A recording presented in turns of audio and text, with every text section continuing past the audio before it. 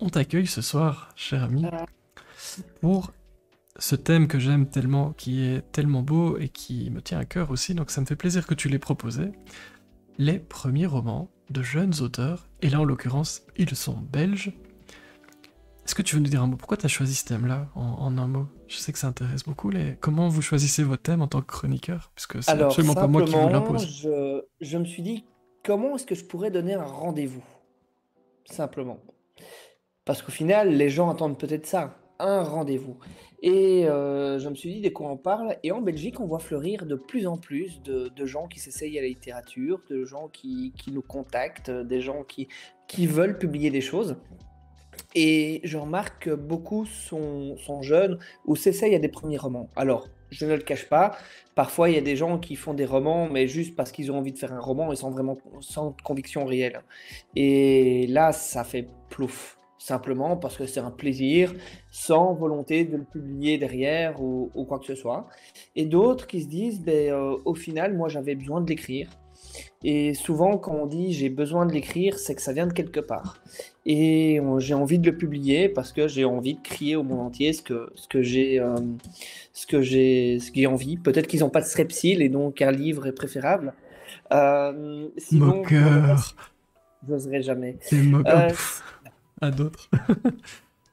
Sinon, pour le reste, je me suis dit, au final, des jeunes auteurs, je pourrais en faire au moins deux, trois. Et si je commençais avec ce thème, voir comment le chat réagit, voir s'ils sont intéressés, voir si les gens sont intéressés, ben, je pourrais continuer. J'avais pensé même à une prochaine fois parler des indispensables de la bibliothèque belge. Voilà, pourquoi pas. Et aussi, qui sait, parler seulement qu'un auteur, et puis la semaine d'après, enfin la fois d'après, l'inviter pour concrétiser un petit peu ce dont on a parlé. Voilà, c'est toutes des idées qui me viennent, et moi, les idées, j'en ai plein. Ça Donc, surchauffe hein, là-haut. Ça me oh, parle, on se ressemble beaucoup hein, pour ça quand même. pas besoin de Et donc, chauffage à la maison, je et fais donc, ça tout faut pas seul. hésiter à dire dans le chat ce que vous aimez, ce que vous attendez, ce Oui, que vous n'aimez surtout. pas. On aime bien nous parce que ça nous permet aussi de répondre, si on peut en tout cas, à ce que vous avez envie d'entendre et de voir ici. Et ça me fait penser que je dois absolument vous créer un visuel, mes amis les chroniqueurs, parce que j'ai pas encore eu le temps. Une claque. Bon, bah, Voilà. Et oui, j'ai, mais je je le m'en sais, vais. c'est noté. Au revoir. C'est noté. Allez, un premier conseil Allez. peut-être. On va Voilà, y aller. Hein. commençons. Je vous emporte en 3100. Je vous emporte dans une guerre qui se passe entre les États-Unis et l'Europe. Je vous emporte dans un combat où une demoiselle est au centre de l'intrigue. Je vous emporte dans ce livre-ci, Au travers du mensonge, de Sarah Marin, publié chez Être vu pour être lu. Alors, jeune maison d'édition, jeune, je crois qu'elle a 4 ans, et Sarah Marin a écrit ce livre à 14 ans. Et pendant 2 ans, ce livre est resté dans le tiroir. Et ce n'est qu'une fois qu'elle avait digéré comment dire, l'événement qui a fait en sorte qu'elle écrive ce livre, qu'elle a désiré le publier, et notamment chez Marianne Ouiri, publié, à être vu pour être lu. Et ce livre a été, je trouve, était pas mal. Il y a des malfaçons, il y a des choses qui ne vont pas, il y a des choses qui n'y sont pas, mais peut-on vraiment en vouloir à une fille qui a écrit ça à 14 ans? Bon. J'aurais pas L'événement osé. Hein. voilà. Bon, J'aurais pas l'événement osé. qui a fait en sorte qu'elle s'est mise à écrire, c'est la séparation de ses parents. Et vu qu'elle écrivait déjà beaucoup, elle a désiré vraiment se dire, ben, maintenant que j'aime écrire, j'ai envie vraiment de le poser parce que pour elle, c'était un exutoire. Et cet ouvrage raconte deux choses. Vous pouvez le voir, il y a deux, sur la couverture, il y a deux couleurs distinctes. Et une demoiselle au centre avec une arme. Et Sarah Mara, justement, parle de l'histoire de Kate. Kate, qui est jeune, finalement son âge, et cette histoire est un peu métaphorique de son propre histoire au final. Parce qu'elle est au centre d'un conflit international entre l'Europe et les États-Unis, comme je l'ai dit, où il y a une arme qui peut décimer 70% de la population en quelques jours. Alors ça fait quand même beaucoup. Euh, On appelle ça le Withrun. Voilà qui est une organisation qui peut prendre des décisions très fortes, notamment comme tuer quelqu'un en public ou voilà, enfin bref. Ceux qui aiment les Hunger Games, Divergente ou autres romans du genre seront peut-être intéressés par lire cet ouvrage, simplement parce que c'est ce qu'aimaient les adolescentes de 14 ans, c'est ce qu'elle aimait quand elle a écrit, et finalement elles sont fortement inspirées, et c'est pas mal. Alors, un adulte qui lit ça en se disant: «Ah, j'ai envie d'être critique sur ce livre», ne le faites pas. Lisez-le pour du plaisir, parce qu'il n'y a pas de modèle économique. Moi, c'est ce que je lui ai dit, mais elle m'a dit: «Je m'en fous moi», et elle a raison. Mais non, mais c'est vrai, on pourrait se le dire, mais à 14 ans, on s'en fout, et au final, cette fille, Kate, elle vit, ou plutôt, elle a l'impression de revivre ce qu'il se passe. Donc, peut-être qu'il y a des choses, peut-être que ce roman va donner une suite, peut-être pas, je ne sais pas. Je l'ai contactée, puisqu'elle l'a publié à 17 ans, et elle m'a dit qu'elle se consacrait à ses études dans un premier temps, et elle a bien raison. Son but, c'est d'écrire pour le plaisir, et que ne pas écrire pour le plaisir, elle ne le ferait pas. Et elle a bien raison. Donc voilà, Sarah Mara vraiment publie un roman coup de poing, parce que c'est une partie de son histoire qui est cachée, et un roman qui a beaucoup de sens. Et sincèrement, j'ai pris beaucoup de plaisir à le lire. Je vous invite vraiment à le lire. Vous pouvez le trouver en librairie, ou si vous ne le trouvez pas, vous pouvez très bien aller sur la page, le site internet de Marianne, Être vu pour être lu. Et vous pouvez le commander là-bas, ou contacter directement Marianne ou Sarah Mara. Et petite pub pour moi, j'en profite. Sur ma page Instagram, j'ai pu faire son interview, et il se trouve dans le truc. Voilà. Donc vous pouvez le trouver, l'interview de Sarah, Dans et le elle vous truc. parlera. Oui, dans le feed, et il y a une partie vidéo. Vous pouvez trouver l'interview de Sarah Mara là-dedans. Elle est très mature pour son âge, je trouve, et ça se ressent dans l'ouvrage. Donc c'est un livre vraiment à lire, et je trouve qu'il faut encourager ces jeunes qui ont l'audace de vouloir écrire ce genre de roman, parce que c'est vraiment pas simple. On ressent, je vais le redire durant la soirée, mais il y a des petites erreurs, il y a des fautes, il y a des frustrations, parce on s'attend en tant que lecteur à certaines choses, mais le plaisir y était, et je pense que si il y a un plaisir pendant la lecture, alors l'auteur a tout gagné. Elle m'a accroché, le roman je l'ai lu en quelques jours, même pas, en 2-3 jours je pense, et j'ai été vraiment accroché. La fin n'est pas celle auquel je m'attendais, mais je me dis que finalement c'est peut-être un peu stratégique, et ce qui est peut-être une bonne chose. Donc elle laisse des portes ouvertes, ce que j'apprécie. Et je trouve qu'à 17 ans, oser, enfin à 14 ans, mais 17 ans maintenant, oser laisser une porte ouverte pour l'avenir, on verra. Moi, je suis impatient de pouvoir la relire. Le cas échéant, en tout cas, je lui ai dit que je serai présent pour la lire si elle désire. Et une question pour toi, de Fanny. Alors, je précise le mot à placer avec les points de chaîne. Non, je ne l'ai pas encore activé, mais c'est noté. Il est sur mon petit carnet. Oui. Et donc, vous pourrez, avec les points de chaîne, tôt ou tard, je dois encore faire ça, mais m'imposer un mot. Ou imposer à nos chroniqueurs. Pourquoi pas? Ça peut Oh être oui, drôle oh, aussi, moi, ça. j'ai aucun problème avec ça. Oui, ça peut être drôle, mais il y avait une vraie question derrière. Comment Oui. ces auteurs se font connaître? Ça doit être encore Ah. plus dur de convaincre quand on débute comme ça, demande Fanny. Alors, Sarah, je l'ai vue à beaucoup de salons, donc elle est de la région du centre, beaucoup au salon de Mons. Fatalement, à 17 ans, on ne peut pas partir n'importe où, mais j'ai été très étonné. Je pense qu'elle habite en Derlu, je pense. Je me trompe peut-être, mais en tout cas, sa ville l'a mis à l'honneur. C'est-à-dire qu'ils ont ouvert l'hôtel de ville pour elle, pour qu'elle présente son livre. Et je trouve que quand la ville porte finalement ses citoyens, quand ils ont un projet, ben, ça veut dire qu'elle fait son boulot au final.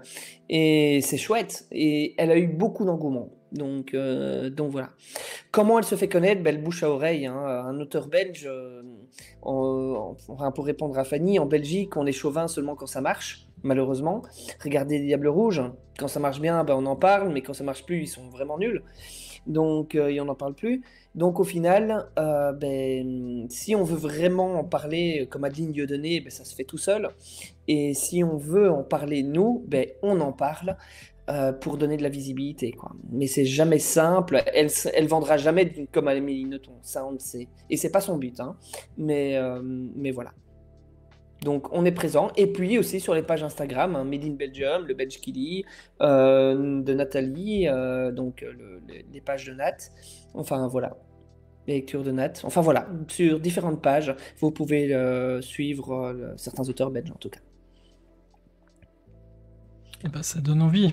En tout cas, et Je c'est pas propose. mon rayon, mais ça donne envie d'être curieux. Alors, c'est en rayon chez Club, notamment à Auvelais, vous pouvez en trouver, il n'y en a plus qu'un. Voilà. Et sur Alors, si vous Internet, voulez, j'imagine. et sur Internet, Et donc, tu as contactez la dit maison. la maison d'édition être vue pour être lue. C'est bien ça. Oui, c'est ça, de Marianne Ouéry. Sincèrement, c'est une chouette maison d'édition qui a son canevas et ça lui va très bien, ça lui ressemble très bien. Donc, c'est juste parfait. Je vais passer au second roman, parce que ce soir, il y en a 4 et non 3. Et le second roman, c'est Culpa de Géraldine Fias. Alors, est-ce que vous avez entendu parler en 2020 de gens qui toussaient, de gens qui n'allaient pas bien, de gens qui avaient la goutte au nez, qui ne sentaient plus rien? Voilà, exactement comme ça. Euh, Ça s'appelait le Covid. Et Géraldine Fias était étudiante en droit, et elle s'est dit, mais qu'est-ce que je vais foutre, moi, ici, en tant que studente à l'UCL, alors qu'il n'y a rien à faire. Eh bien, elle a décidé d'écrire, elle qui lisait beaucoup. Et elle a décidé d'écrire, et elle a sorti son roman, Culpa, aux éditions Échelle du Temps, une édition française. Euh, et ce roman a bien fonctionné, c'est-à-dire qu'il a été dans la sélection Club 2023, enfin 2022. Donc j'ai pu le lire pour cette sélection. Ça m'a donné aussi l'idée de cette chronique. Et de quoi parle ce roman? Au final, culpa est un mot qu'on connaît tous. Une espèce de désolé. Et au final, on parle de Suzanne. Suzanne qui a des soucis avec son mari. Elle est assez âgée, elle a un enfant. Et voilà que sur le chemin de l'école, son mari lui envoie avec lequel c'est tendu, lui envoie un message. Et près de l'école, elle prend son téléphone au volant pour regarder ce message. Sauf que, boum, elle écrase un enfant. Cet enfant décède et au final, on va réfléchir, elle va nous parler de ce qui se passe dans la tête de Suzanne. Ce qui n'est pas si facile que ça. Et au final, ce roman est une belle réussite, à mon sens. J'ai encore certaines frustrations. Je n'ai pas pu l'avoir à la foire du livre, malheureusement, parce que j'ai pas pu aller. Mais j'ai certaines frustrations par rapport à ce roman. Mais attention, ça ne veut pas dire que le roman est mauvais. Au contraire, il est tout à fait assumé et je trouve qu'il est très, très bien. Il faut vraiment aider cet auteur. Parce qu'on a décerné avec tous les lecteurs, au final, un prix de motivation, un prix finalement la volonté de bien faire. On a envie de la revoir au final. Et on lui a décerné un prix qui n'est pas récompensé financièrement, mais un prix qui vient des différents chroniqueurs du prix Club. Et ce prix de la motivation finalement. Et cette femme dans le livre qui a une vie ordinaire, ben finalement on va avoir en quelques secondes sa vie qui va être chamboulée. Elle va avoir de nouveaux personnages qui vont venir, elle va notamment voir un corbeau qui lui pose toujours un message, un rat mort je pense, si j'ai bon souvenir, dans sa boîte aux lettres de façon assez récurrente, ce qui fait que ben, finalement cette histoire qui lui trotte dans la tête, ben, même si elle essaye d'essayer de réparer à sa façon, ben, ça revient toujours. Enfin bref, c'est quelque chose d'assez assez fort et il va vraiment chercher dans ses tripes et dans les tripes de ses personnages. Il y a beaucoup de bouleversements dans ce roman parce qu'on sent que elle veut justement, elle veut nous faire réfléchir sur le sujet de la culpabilité et c'est pas un sujet commun en tout cas. Donc, Culpa est vraiment... bonjour. Bon, ah, Grand Ours, salut. Salut Euh, Grand Ours, merci beaucoup pour le follow. Et oui, effectivement, en fait, le Belge Kill, il vit sa chronique, hein. Vous voyez, c'est voilà. comme c'est beau. Moi, franchement, alors j'ai pas de popcorn, mais j'ai une tasse. Mais on Alors voilà, profite. donc Ça en fait gros, plaisir. comment est-ce qu'on peut vivre tous les jours avec finalement le poids d'un accident qu'on ne peut pas réparer au final? Et petit à petit, comment aller chercher le pardon, comment finalement, comment vivre avec tout ça, je trouve que c'est intéressant. C'est pas ce n'est pas Adèle, voilà. Parce que justement, on en parlait et c'est elle qui a eu le prix Club, mais au final, Géraldine Fias mérite vraiment d'être dans cette sélection. Il y a des frustrations, il y a des choses qui me vont un peu moins bien, mais pour un premier roman, sincèrement, je trouve que c'est nickel, que ça vaut la peine, et elle mérite d'être mise en avant. Voilà. Et puis je retiens la phrase, on a envie de la retrouver. Et ça, c'est pas Clairement, rien quand on fait un premier roman. moi j'ai Salut envie de la aux gens relire. qui nous rejoignent, salut Odis Touré. Bienvenue. On est en train de parler premier roman, et le Belge Kill nous fait découvrir des petites pépites. Mais c'est vrai que ce prix Club, il permet aussi des choses folles, hein. De mettre à l'honneur des gens connus, pas assez connus, et puis de faire Exactement. découvrir des gens. Et en un mot, parce que je pense que tout le monde le sait pas ici, mais tu étais dans le jury cette année. J'étais dans le Et ça jury. fait quoi de... Parce que maintenant les prix sont Oui, décernés, ça fait quoi? oui. Ça fait quoi tout ça? D'être dans le jury, ben, c'est très chouette. On est environ 15 de mémoire. En tout cas, on était 15 pour le prix des romans et 15 pour le prix des thrillers. Et j'étais bien content de ne pas être dans le prix des thrillers parce que finalement j'aurais refusé. J'aurais refusé parce que j'aime beaucoup Clarence et j'aime beaucoup Paul Collis. Et il y aurait eu un biais finalement. Et, donc voilà, j'aurais refusé simplement par équité. Mais dans le prix roman, j'ai découvert pas mal de choses et j'ai été heureux.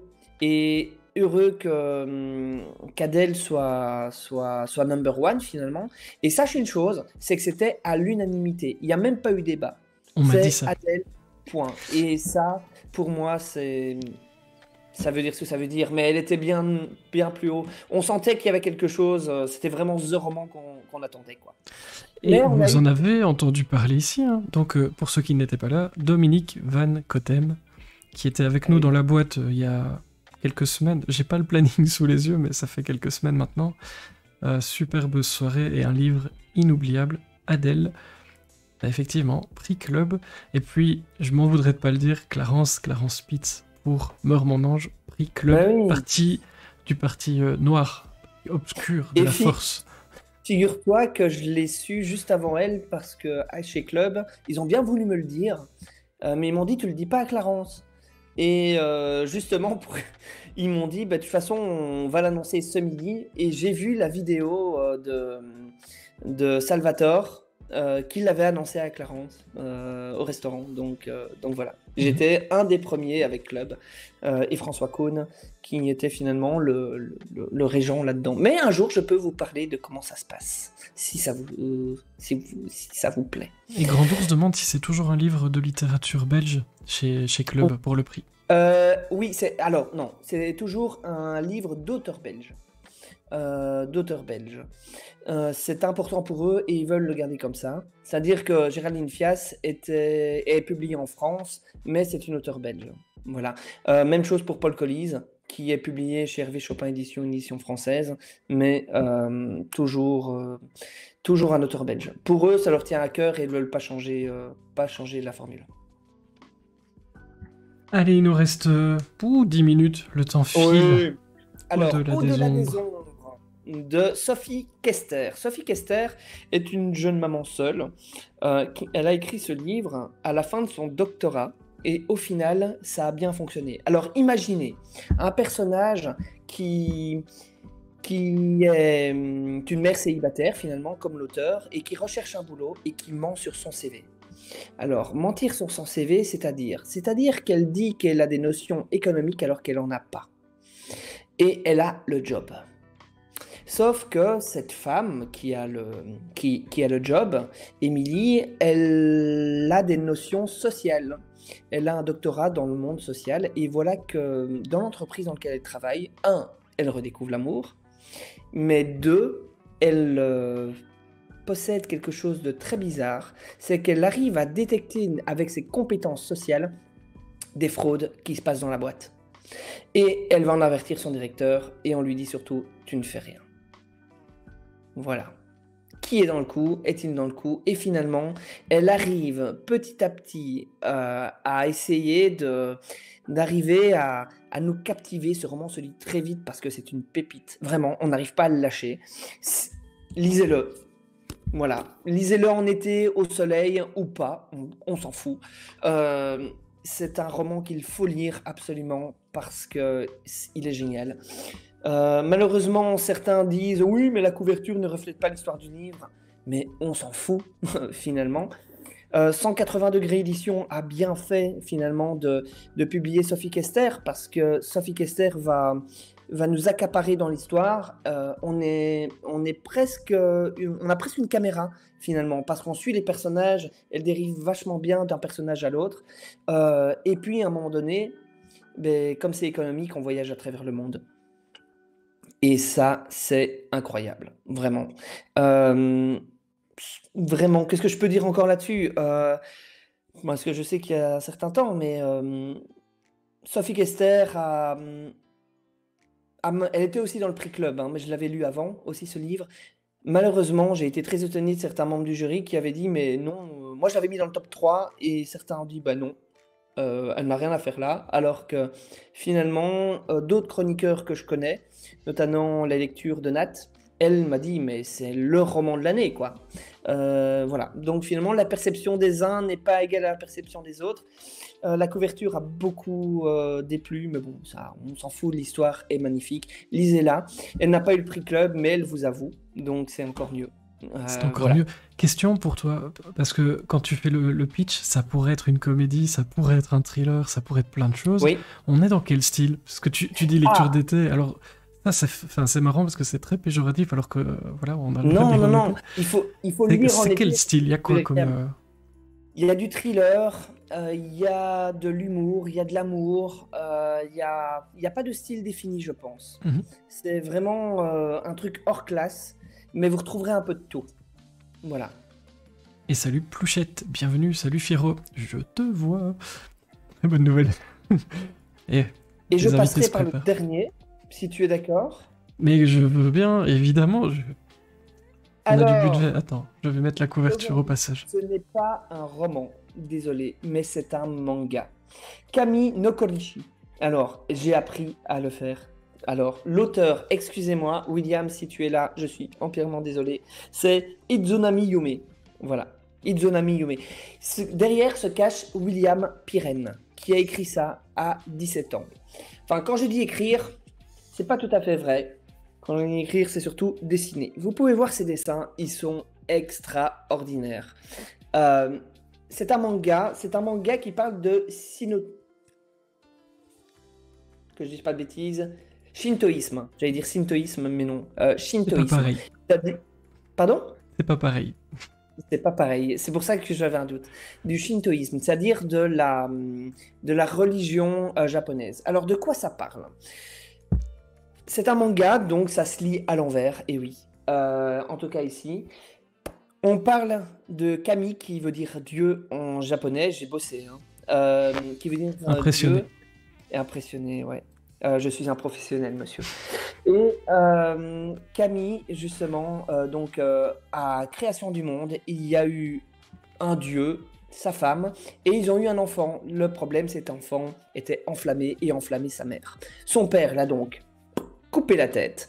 Et de sang qui s'en est écoulé, est apparu plusieurs dieux, dont ceux qui ont joué à Mortal Kombat connaissent Raiden. Raiden est donc un dieu japonais. J'ai appris ça grâce à ce bouquin. Voilà. Je savais Et pas ça. Tu ben m'apprends moi un non truc. plus. Ah oui. Voilà. Et petit à petit, petit à petit, ce qu'il se passe, c'est que Raiden vient tuer les parents de l'enfant dont j'ai oublié le nom. Ce sont des noms japonais, donc c'est vraiment très compliqué à redire. Surtout que je ne suis pas le plus grand lecteur de manga. Derrière, il va être accaparé par les Kami no Korishi, c'est-à-dire les tueurs de dieux. Et petit à petit, ils vont essayer de tuer les dieux via certaines techniques. Mais cet enfant qui est apparu finalement a le pouvoir de lancer des flammes et donc de brûler certaines choses, ce que vous pouvez voir sur la couverture. Alors pourquoi je voulais le mettre en avant? Parce que ici, William Pirenne, on ne sait plus trouver son bouquin sauf en le contactant. Mais il est en 2e année d'école d'art et il voudrait du soutien. Pourquoi? Parce qu'une fois qu'il a terminé, son but c'est écrire et publier ses mangas et en vivre. Et donc quand il m'a expliqué ça, je me suis dit mais il n'y a qu'une chose, c'est en parler. Parce qu'au final, on ne connaît pas les mangas belges, on connaît tous One Piece, on connaît tous Dragon Ball Z, etc. Mais en Belgique, on s'y intéresse pas. Et au final, vu que les gens lisent de plus en plus de mangas, ben, pourquoi pas mettre en avant une personne qui va bientôt terminer l'école et qui veut consacrer sa vie là-dessus. Et honnêtement, si vous voulez, si quelqu'un le désire, je peux prêter ce manga. Ou alors vous contactez William Pirenne sur Facebook. Il a plein de dessins, ou sur Instagram, hein, mais sur Instagram c'est son nom japonais. Mais sur Facebook, il met ses dessins, notamment comme une dédicace qu'il m'a fait. Regardez ça, honnêtement, c'est pas si dégueulasse que ça. Ce gars fait pas dans la guimauve. Donc, Ça change du bonhomme bâton, hein. ça change du bonhomme bâton, c'est ce que j'allais dire. Parce que moi, je suis très fort dans le bonhomme bâton. Mais là, Pareil. voilà. Donc, et il a appris tout seul à dessiner. Maintenant qu'il fait l'école d'art, il voudrait retourner sa vie là-dessus. Et ce qui est très intéressant, c'est qu'il était très stratégique. Le manga qu'il a sorti ici, Kami no Korishi, pourrait très bien avoir une suite. On pense que c'est une fin, mais il m'a bien dit la fin est ouverte. Donc au final, il va peut-être venir rechercher les choses. Alors comment est-ce qu'il a fait connaître son roman?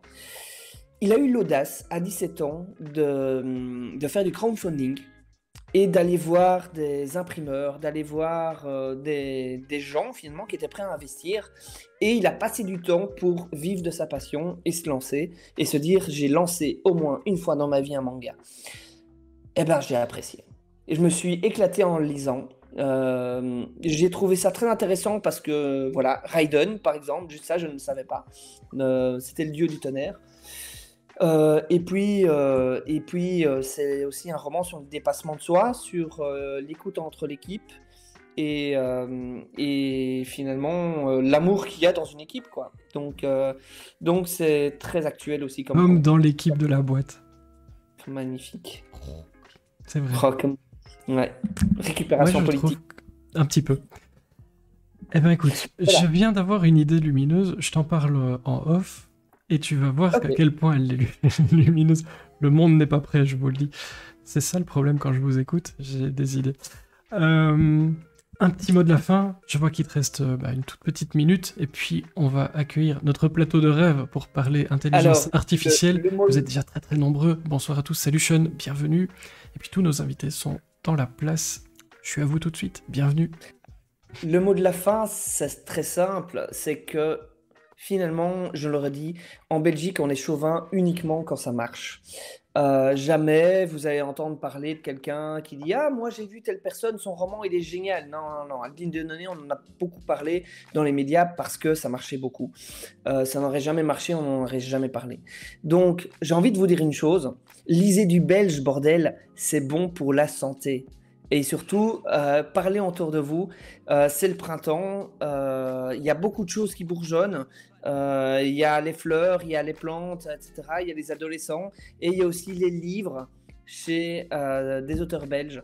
Et il faut les soutenir, que ce soit les premiers, les deuxièmes, les derniers. Sincèrement, ils ont besoin de vous. Et s'ils vivent leur vrai rêve, c'est grâce à vous.